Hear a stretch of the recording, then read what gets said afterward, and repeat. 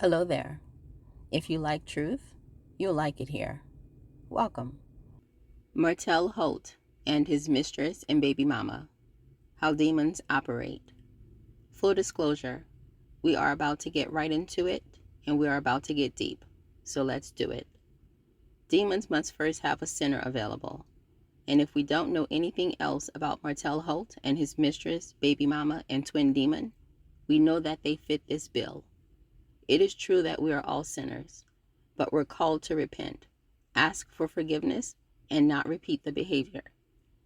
Not only has Martel Holt and his twin demon not done any of these things, they delight in their evil. They spread it, they discuss it, they defend it, they celebrate it. They are not at all interested in stopping the behavior. After all, both are single, and both are free to be together if that was what they truly desired. But instead, they seem to desire to want to taunt, harass, humiliate, and otherwise destroy a woman whose sole offense was divorcing a husband who would not stop cheating on her, despite her giving him 5 years to do so. She did not get after the mistress like many women would have done, and in fact, like many women who find themselves in prison have done, successfully. She didn't resort to those levels. The most she did was eventually talk some smack online, but that was after taking years of verbal abuse. Enough verbal abuse to fill up an ocean with some left over. So, to confirm, a demon must first have a sinner available, and with Martel Holt and his twin demon, he is able to check that box with a bold marker. Secondly, once a demon has a sinner available, he will then attach himself to that sinner. We have seen the evidence of this. Initially, with the dissolution of the marriage between Melody Cherie and Martel Holt, we saw what looked to be a contentious divorce. There was arguing and hurtful words, and quite honestly, some things we would expect. Even the infidelity, at least for some, wasn't out of the norm, as many women and men have reported being cheated on, and many marriages have ended as a result. So, at first, the ending of the marriage seemed to follow a normal pattern, albeit contentious. But then things escalated. We had reports of a dad inflicting harm on his children, which, in my opinion, seemed to be as a result of him losing control over the family and life he thought he would have. We had financial theft, which was a really big red flag to me because it indicated a man who would steal resources and thus food out of the mouths of his very own children. We had a man who'd shown a stalking side, a dangerous side, a man who'd shown that he would not be willing to walk away despite court intervention, and despite being all but gifted the very thing he wanted, which was to be a man allowed to do what he wanted, when he wanted, and with whom he wanted. And despite the with whom he wanted being someone he struggled to let go of for 5 years, when he was finally granted unmitigated access to her, he seemed to want no real part of her, no definable part of her. He was still satisfied with keeping her as a side dish, despite having room now to make her a main course. So we got to see that it was never about the mistress and baby mama, despite her belief to the contrary. It was about the selfish whims and wants of this dangerous man who was always a wolf in sheep's clothing, and who didn't want the side piece as much as he wanted the ability to remain secretly treacherous and not have his true nature exposed. But then it got worse.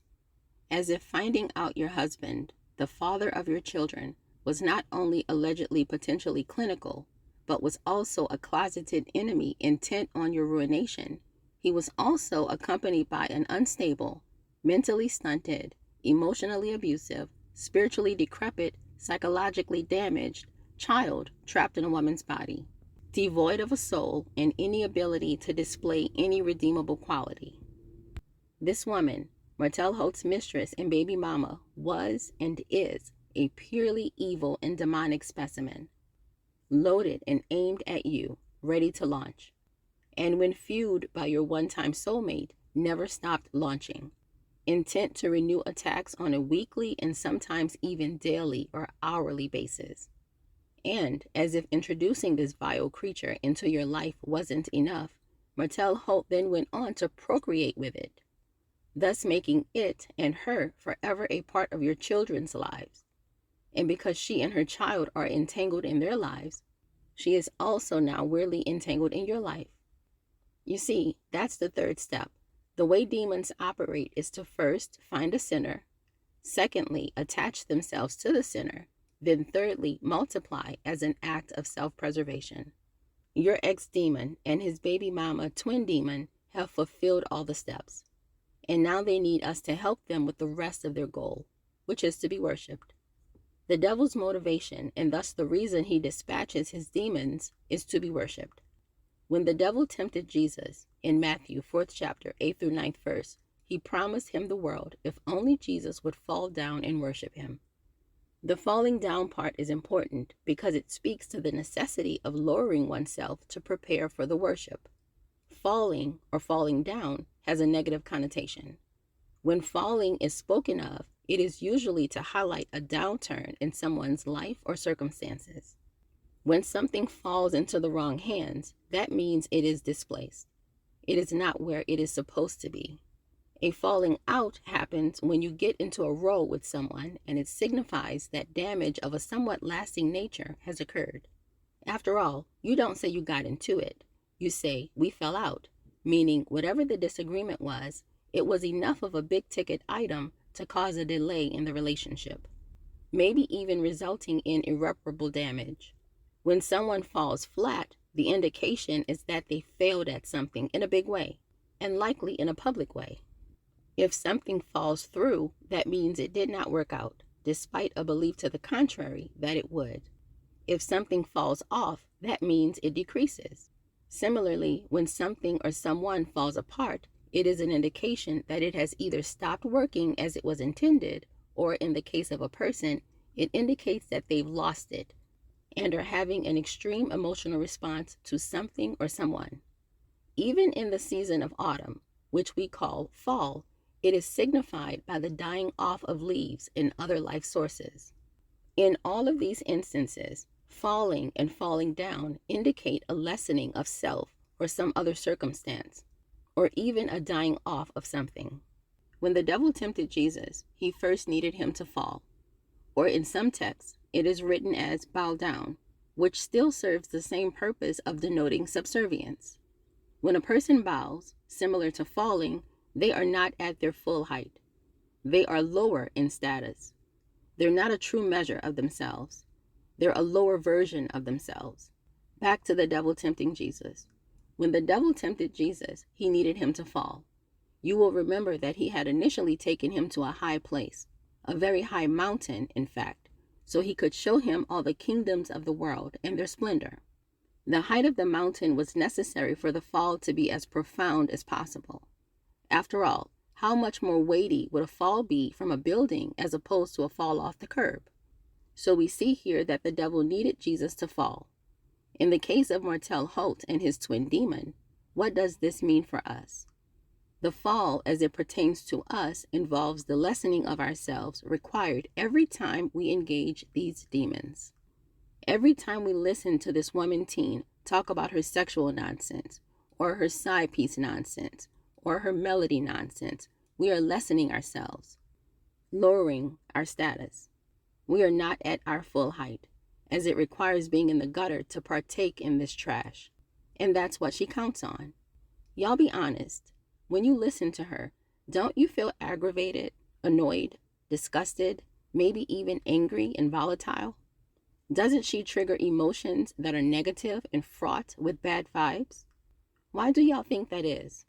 Have you ever had someone in your life where, after you talk to them, you feel exhausted or sad or whatever negative emotion? That's because we absorb energies of those around us, those we let into our lives and spaces. So when we let this girl in, even just her voice, it requires that we lower our own selves to even partake in her nonsense as a mere observer. I have heard content creators who otherwise seem like they'd be such cool people to hang out with. Well, not for me, I'm an introvert, but who otherwise seem very chill in spirit, losing their religion over this girl.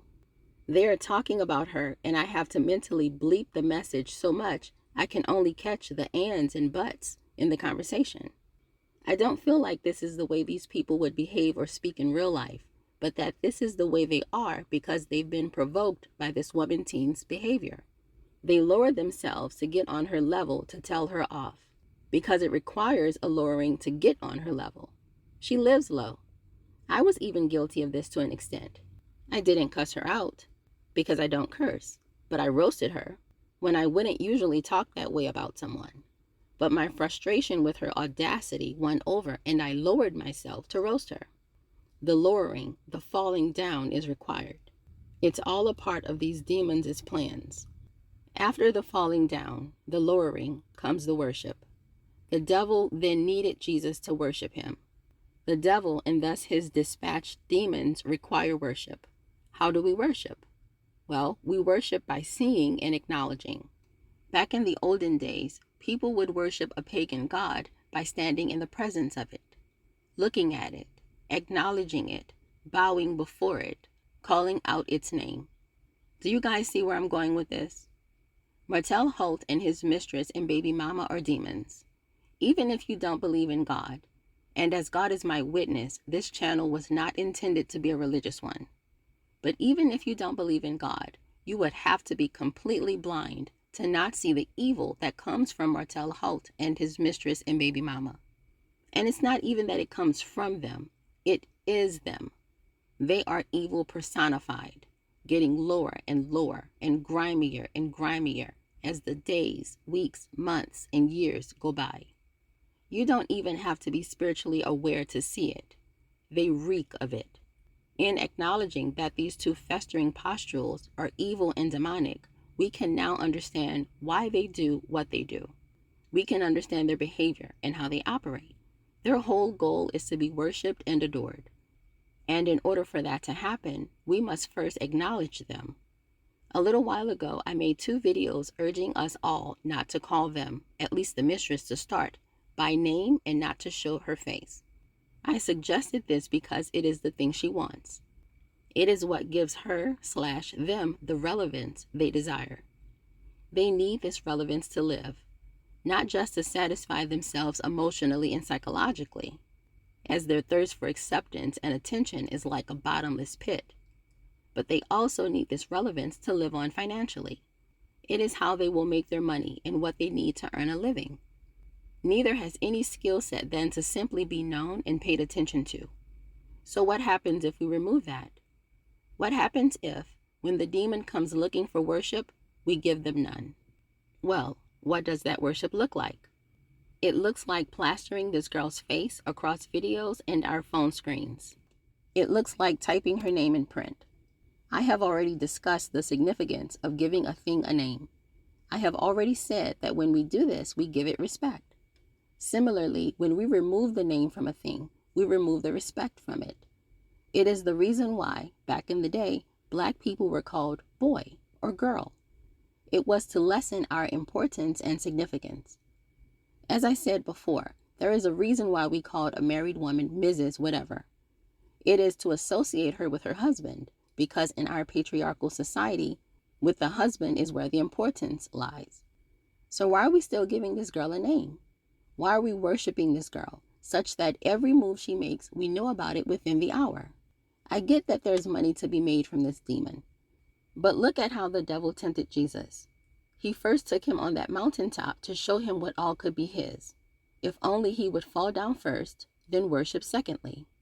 Couldn't that be what's happening here? Couldn't the lure of the social media dollars be what's making some report on this demon by using her name, knowing her name will draw attention? Or by showing her face, knowing her face will draw attention? Is that not equivalent to the devil taking Jesus up high in the mountains to show him all the kingdoms of the world and their splendor? Are we not feeding right into these demons when we do this? I truly believe the answer, at least in the beginning, is to simply stop saying her name and stop showing her face. I think the overall goal is to completely stop reporting on her altogether, so that this dark, damaging, flickering light can go out altogether. But until then, there are ways to still make your money without feeding these demons what they need to grow and spread. I will say again what I suggested before. When y'all report on her, put something over her face, be it an emoji or a melody product, but just not her own face. Strip her of the acknowledgement and thereby the worship that she craves. And listeners, you can do your part by not engaging in content that shows her face or says her name. I, for one, don't know how y'all do it. I simply cannot listen to this girl's voice. Her voice troubles my spirit, and I have come to realize it's because of that demon in her. The demon in her antagonizes my spirit, and everything within me wants no part. Back when I used to engage in this foolishness, even then I could not stomach hearing her voice and would fast forward any recordings that folks would share. I think there is still a way for those that are making money off of this to continue doing so, but to do so in a way that strips this teen woman demon of any relevance, significance, importance, or even a readily identifiable identity. But that was what I suggested before. I will now up the ante by suggesting we not engage in any dialogue that is put out by this demon. If she goes live, y'all log off. If she takes pictures, y'all don't look. Literally treat this demon like she doesn't exist, and guess what will happen? She, like all demons, when not acknowledged, will flee. In Mark 1st chapter, the 21st to the 25th verse, the Bible reads, "They went to Capernaum, and when the Sabbath came, Jesus went into the synagogue and began to teach. The people were amazed at his teaching, because he taught them as one who had authority, not as the teachers of the law. Just then, a man in their synagogue who was possessed by an impure spirit cried out, 'What do you want with us, Jesus of Nazareth? Have you come to destroy us? I know who you are, the Holy One of God.' 'Be quiet,' said Jesus sternly. 'Come out of him.' The impure spirit shook the man violently and came out of him with a shriek." Now notice what happened there. The person carrying the unclean spirit was quieted. They were not acknowledged, but the unclean spirit was. The unclean spirit was acknowledged and called out. First, it wreaked havoc on the person it had inhabited, causing them to go into convulsions and cry out. But then it came out of him. What does this mean for Martel Holt and his mistress, baby mama, and twin demon? Well, it means that when we begin to not acknowledge them, but instead address the unclean spirit within them, the unclean spirit from which they operate, they're going to have a conniption. Expect the female demon, his mistress and baby mama, to get louder, to do more, to garner attention. Expect her to really put on a show. Which is why I think you guys should maybe consider not listening to even that content creator who steadily releases this trash and filth from this demon. A demon needs a vessel. It needs an audience. And she is steadily broadening that demon's reach whenever she puts that girl's evil out as entertainment. This girl doesn't have a filter, and she is causing real hurt and pain to Melody and others whom she speaks of. So since she has no filter, we have to filter her. Don't ingest this demon and her poison into your spirit. And don't sit at the table of anyone pouring it down your throat. To repeat, I think it's okay to acknowledge the demon and call it out. But don't play in the mud with it, nor find joy and fun in the harm it spreads. It will only poison you too. Demons truly do inhabit people. We are witnessing it right before our very eyes. The very best thing I think we can do is to call a thing and not acknowledge the vessel being the mistress and baby mama, but acknowledge and call out the evil it represents. But then turn away from it. Don't engage in it. Don't delight in it. Don't spread it. Don't consume it. Give it no room to grow. When that particular content creator comes out with this demon juice, don't drink it. Look to consume something positive instead. Don't give this demon any legs to stand on. Resist the devil and he, or in this case she, will flee. I'm wishing you all a beautiful day today and an even more beautiful day tomorrow. All right, y'all. That's it, and that's all.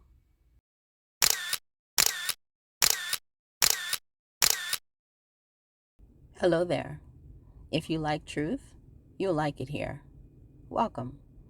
If you don't, or if you believe in groupthink or bullying others into believing the popular opinion, then this isn't the place for you. So go ahead and just cancel me now. On this channel, we don't discuss my truth or your truth. We discuss the truth, and no topic is off limits. So log in, Like, subscribe, get comfy, and comment. It's nice to have you here. So let's talk.